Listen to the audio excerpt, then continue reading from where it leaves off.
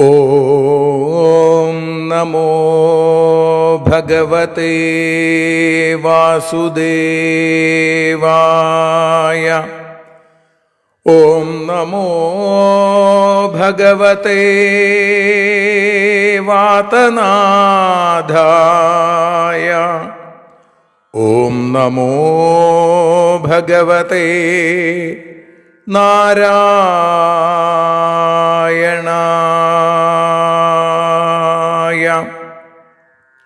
ഏവർക്കും നാരായണീയ മധുരം ആസ്വദിക്കാൻ ഒരിക്കൽ കൂടി സ്വാഗതം. മൂകം കരോതി വാചാലം പങ്കും ലംഘയത്തെ ഗിരിം യൽകൃപാതമഹം വന്ദേ പരമാനന്ദമാധവം. അഖിലാനപരാധാന്മേ ക്ഷമസ്വ കരുണാനിധേ പ്രസീദ മൽഗുരോ നാഥ ജനകായ നമോ നമഃ. അഖിലാനപരാധാന്മേ ക്ഷമസ്വ കരുണാംബുധേ പ്രസീദ മൽപ്രിയേ നാഥേ മാതൃരൂപേ നമോസ്തുതേ. സദാശിവസമാരംഭാം ശങ്കരാചാര്യമധ്യമാം അസ്മദാചാര്യപര്യന്താം വന്ദേ ഗുരുപരമ്പരാം.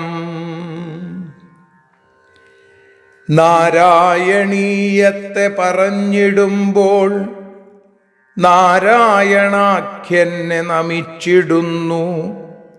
നാരായണൻ വായുപുരത്തിലീശൻ നാവിൽ നിറഞ്ഞെന്നെ തുണച്ചിടേണേ.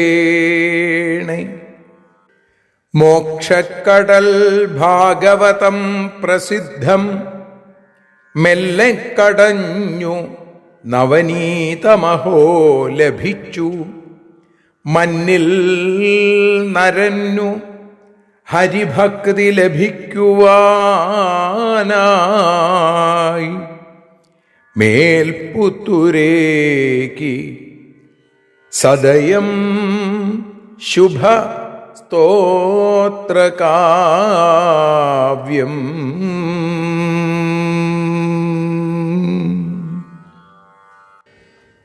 അത്തരത്തിലുള്ള ശ്രീമന്നാരായണീയത്തെ നാരായണീയ മധുരമായി നാം ആസ്വദിച്ചുകൊണ്ടേയിരിക്കുന്നു.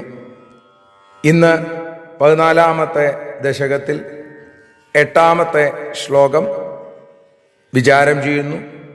പതിവ് പോലെ ആദ്യം ശ്ലോകം ചൊല്ലി പിന്നീട് അതിൻ്റെ അർത്ഥങ്ങളിലേക്ക് കടന്ന് അതിനുശേഷം വീണ്ടും ഒരിക്കൽ കൂടി ശ്ലോകം ചൊല്ലി ശ്രീഹരിയം എന്ന നിഴൽ നാരായണീയം ചൊല്ലി നമുക്ക് സമർപ്പിക്കാം.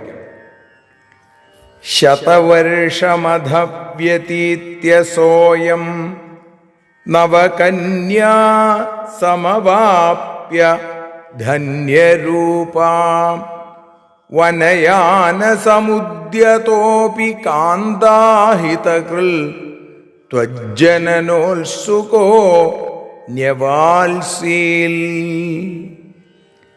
അധാ സാ അയം ശതവർഷം വ്യതീത്യ ധന്യരൂപാ നവകന്യാ സമവാപ്യ വനയാനസമുദ്യത അപി കാന്താഹിതകൃൽ തജ്ജനനോത്സുക ന്യവാൽസീൽ.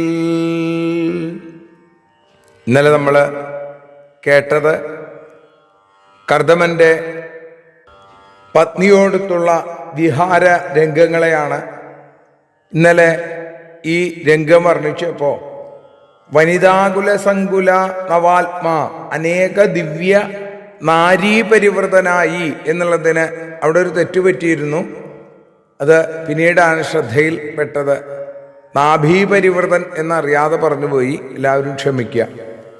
അപ്പം ഇന്ന് ശതവർഷമധവ്യതീത്യസോയം, ആ കാമകമെന്ന വിമാനത്തിൽ ദേവോദ്യാനങ്ങളിൽ ചുറ്റിത്തിരിഞ്ഞ് നടന്ന കർദമനും അതേപോലെ തന്നെ ആ ദേവഹൂതിയും എത്ര വർഷം എന്നാ പറയണത്? 100 സംവത്സരം, ശതവർഷം വ്യതീത്യ, ക്രീഡാസുഖങ്ങൾ അനുഭവിച്ച ശേഷം ധന്യരൂപ നവകന്യാ സമവാപ്യ, സുന്ദരിമാരായ ധന്യസ്വരൂപത്തോടു കൂടിയ 9 പുത്രിമാരെ ലഭിച്ചിട്ട് വനയാന സമുദ്യത അപി, വനയാനം ആ കാട്ടിലേക്ക് പോവാൻ ആഗ്രഹിച്ചിട്ട് ഒരുങ്ങിയിട്ട് കാന്താഹിതകൾ, ദേവഹൂതിയുടെ ഹിതം നോക്കുന്നവനായി, തൻ്റെ ഭാര്യയുടെ അഭീഷ്ടം സാധിക്കുന്നവനായി, ത്വജ്ജനനോത്സുകാന്യവാത്സി, അവിടുത്തെ ആ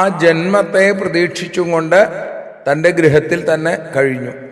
സഹാഹം സ്വാംശകലയാ ത്വദ്വീര്യേണ മഹാമുനെ എന്ന് ഭാഗവതം. ഭഗവാൻ പ്രത്യക്ഷപ്പെട്ടപ്പോൾ കർദമനോട് പറഞ്ഞത്, അങ്ങക്ക് 9 പെൺകുട്ടികളുണ്ടാവും, 10ാമനായിട്ട് ഞാൻ തന്നെ അവതരിക്കും എന്ന് പറഞ്ഞു. അപ്പോൾ ആ അവതാരത്തെ 9 പെൺകുട്ടികളുണ്ടായി, കാട്ടിലേക്ക് പോകാൻ വിചാരിച്ചു.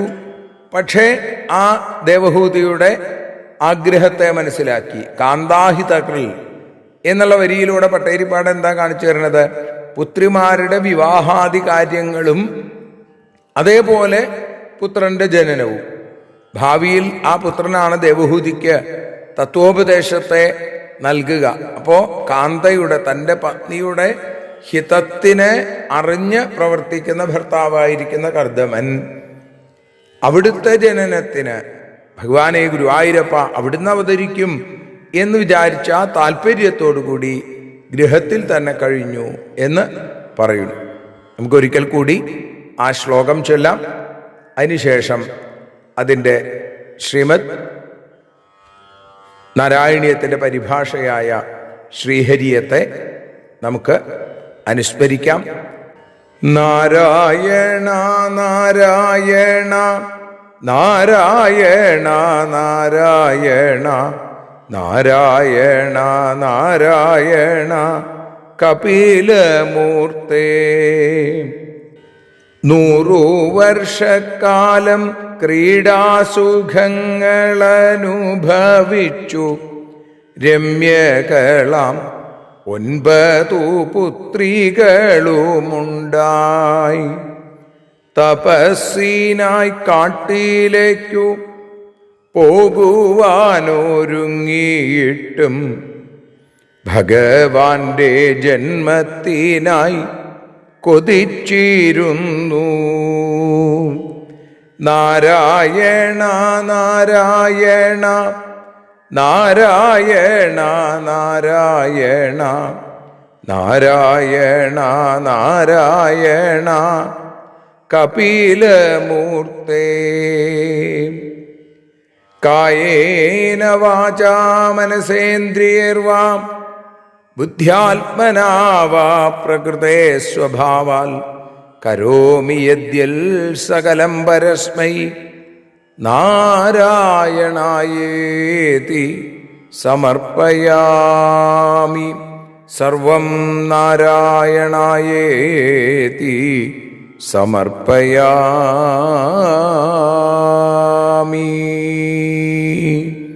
സർവത്ര നാരായണ നാമ സങ്കീർത്തനം. നാരായണ നാരായണ നാരായണ.